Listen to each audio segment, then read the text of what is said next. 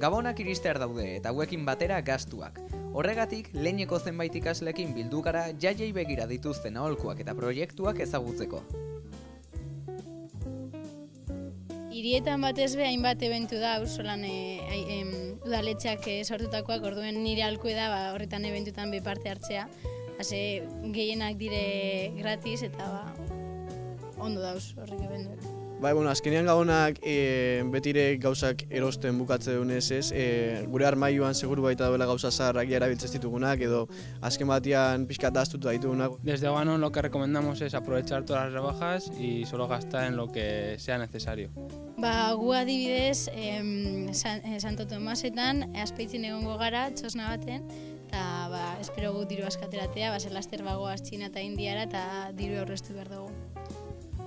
Desde nuestra empresa Gabonon pocas vacaciones tenemos, ya que el día 31 de diciembre hacemos un evento en un cotillón en el Club Náutico de Vitoria y tendremos en todas las navidades 4 o 5 días de vacaciones como mucho, cada uno, ya que tenemos que llegar a una facturación de 2.000 y pico euros por cabeza y antes de ir a San Francisco para poder financiarnos el viaje.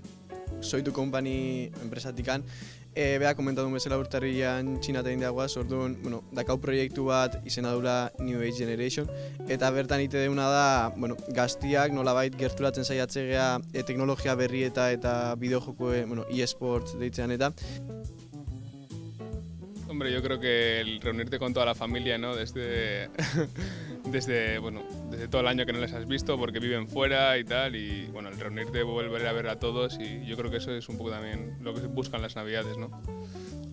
Bueno, aparte de eso, también disfrutar un poco de la gastronomía, que es un poco distinta a la que tenemos a lo largo del año, disfrutar del chocolate y disfrutar de la cercanía también de los familiares. Pues bueno, yo creo que tenemos proyectos bastante fuertes y un poco a ver si cogemos fuerzas estas navidades para poder trabajar todos a una y yo lo veo bien, lo veo que podemos sacar cosas muy buenas este 2018. Uste urtez gogorra izango gala, ez? Komentu dizuten bezala Txina eta India joan berga lau hilabete eta bertan hemengo apoiotatik handa urrun egongo gara eta denbora asko eta gaina uste presio handi batea sometiuta egongo gara, baina bestalde nola nire taldekide eta lankideakin, Soitu Companyko lagunekin o familiakin joan baita ere uste bertan gauza politiak egin ditugula eta baita interesakin eta esperientzia hau bizitzeko gogoakin.